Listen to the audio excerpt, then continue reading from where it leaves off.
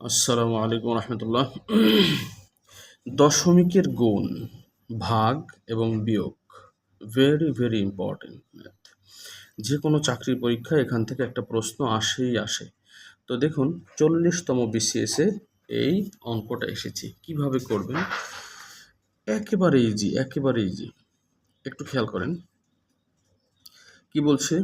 0.1, তারপরে 0.01, 0.001 সমান কত হয়। এই ক্ষেত্রে কি করবেন, এই তিনটা দিয়ে আগে গুণ করেন। দেখেন 1 1 1 গুণ করলে কি হয়, সে ওয়ানই হয়, সে ওয়ানই হলো। আচ্ছা, এখন দশমিকের পরে কয়টা ঘর আছে? একটা, দুইটা, তিনটা, তারপরে এখানে আছে দুইটা, কয়টা হলো? পাঁচটা। এখানে আছে দশমিকের পরে একটা, কয়টা হলো? ছয়টা। এই দশমিকের পরে ছয়টা ঘর বানাবেন এই ওয়ানকে সহ। তাহলে আমরা একটা তো পেয়েছি, 2 3 4 5 6 দশমিক, এরপরে একটা শূন্য। এবার দেখেন কার সাথে মিলছে। দশমিকের পরে ছয়টা ঘর, 1 2 3 4 5 6, 1 2 3 4 5 হয় নাই, 1 2 3 4 5 6, উত্তর ঘ হয়ে গেছে। জাস্ট 10 সেকেন্ডে আপনি এর সমাধান করতে পারেন। এরপরে আরেকটা ম্যাথ আছে, দেখেন এটা একটু ক্রিটিক্যাল, তবে খুব সহজ যদি আপনি বুঝতে চেষ্টা করেন। কি বলেছে, এটাও 37তম এবং 39তম বিসিএসে আসছে। তাহলে বুঝতেই পারছেন যে কোনো চাকরির পরীক্ষায় এটা চলে আসবে। যদি আপনি না পারেন তাহলে আপনাকে আফসোস করতে হবে। ওকে, কি করবেন, ঠিক ওই সিস্টেম। প্রথমত মনে করবেন যে কোনো দশমিক নেই, শুধু সংখ্যাগুলো গুণ করে দিতে হবে। কি করতে হবে দেখেন, এখানে আছে যে 8 দুগুণী, এই যে 8, তারপরে 2, এরপরে 4, কত হয়? 4 আর 2 গুণ করেন, কত হয়? 16। আচ্ছা, তারপরে এই 8 কত হয়? 16 দিয়ে 8কে গুণ দিলে কত হয়? কত হয়? 2 দিয়ে 4কে গুণ দিলে কত হয়? 8। আর এই 8 দিয়ে গুণ দিলে 8 8-এ 64। তাহলে প্রথমে আমরা কি লিখব? 8 8-এ 64।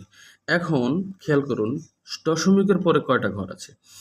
একটা, দুইটা, তিনটা, চারটা এবং একটা, পাঁচটা। তাহলে সংখ্যা গুণ করে আমরা 64 পেয়ে গেছি, কিন্তু দশমিকের পরে আমরা এই 64 সহ মোট 5টা ঘর বানাতে হবে। কয়টা? 5টা। তাহলে এখানে 3 1 2 3 হলো, 4 5 হয়ে গেছে। এই যে দশমিক দিয়ে দিলাম, এখন কার সাথে মিলছে খেয়াল করেন। 5টা ঘর দশমিকের পরে, 1 2 3 4 5, মানে উত্তর গ নাম্বার, উত্তর গ নাম্বার। আর কারোর সাথে মিলে না, তার মানে আপনার অ্যান্সার শেষ। কয় মিনিট লাগবে? মাত্র 10 সেকেন্ড।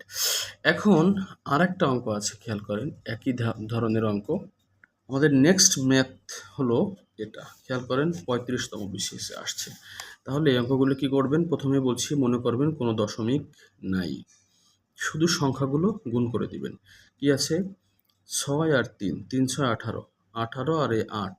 তাহলে 18কে যদি 7 দিয়ে গুণ দেন কত হয়?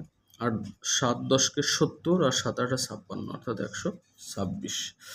আচ্ছা, এখন কত ঘর আছে দশমিকের পরে? দেখেন এই হলো দশমিক না, 1 2 3 ঘর, তারপরে এই দশমিক 4 5 5 ঘর, তারপরে এই যে দশমিক 6 7 7 ঘর। তার মানে আপনাকে এই 126কে নিয়েই মোট কয় ঘর বানাতে হবে? এখানে পেলাম 3, এখানে পেলাম 2, হয় কত? 5, আর এখানে 2, 7, 7টা বানাতে হবে। তাহলে 3টা আমাদের আছে, 4 5 6 7, উত্তর হয়ে গেছে। কার সাথে মিলে দেখেন, দশমিকের পরে 7টা সংখ্যা হতে হবে, 1 2 3 4 5 6 7, তার মানে উত্তর ক নাম্বার হয়ে গেছে অঙ্ক। এরপরে আরেকটা অঙ্ক আছে, দেখেন এটাও একটু কঠিন মনে হতে পারে আপনার কাছে, কিন্তু এটা মোটেও কঠিন না। খেয়াল করেন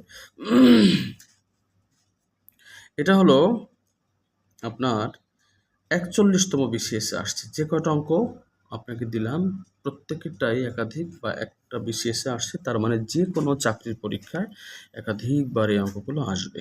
এখন খেয়াল করেন কি বলেছে। প্রথমেই মনে করবেন যে দশমিক নাই, প্রথমেই মনে করবেন দশমিক নাই। তাহলে এখানে আছে 1, এখানে আছে কত? 333, এখানে আছে 71।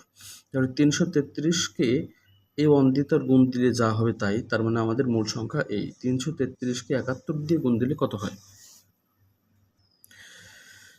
কি করেছি? 333 প্রথমে বলেছি মনে করবেন দশমিক নেই, তাহলে এখানে 333 আর এখানে হলো 71, এই দুইটাকে গুণ করে আমরা পেয়েছি 23,643 পেয়েছি। এখন আপনাকে গুনতে হবে কয় ঘরে দশমিক আছে। দেখেন দশমিকের পরে এখানে একটা ঘর, তারপরে দশমিকের পরে এখানে কয়টা? দুইটা ঘর, মোট কয়টা হলো? তিনটা ঘর। তারপরে এখানে দশমিকের পরে একটা ঘর, তার মানে এখানে হলো আপনার আর একটা, তাহলে মোট কয়টা হলো? যে 1 2 3 4, চারটা ঘর হলো। তাহলে এখানে আপনাকে কি করতে হবে? 4 ঘর আগে দশমিক দিতে হবে। 1 2 3 4, এখানে দশমিক, তাহলে কি থাকে? এই থাকে। এই দশমিকের পরে 2 ঘর দেওয়ার পরে আর দেওয়ার প্রয়োজন নাই। তাহলে আপনার উত্তর হয়ে যায় গ নাম্বার। উত্তর হলো কি? গ নাম্বার। ঠিক এই যে এগুলো দেখলে অনেকে ভয় পায় যে হায় হায় এটা কিভাবে কি করব, হ্যাঁ? তো এটা নিয়ে চিন্তার কোনো কারণ নাই। তো thanks for watching hour video, এবং প্লিজ সাবস্ক্রাইব আওয়ার চ্যানেল। আমাদের চ্যানেলটা সাবস্ক্রাইব করবেন এবং এই ধরনের অঙ্ক নিয়মিত দিতে থাকবো ইনশাআল্লাহ।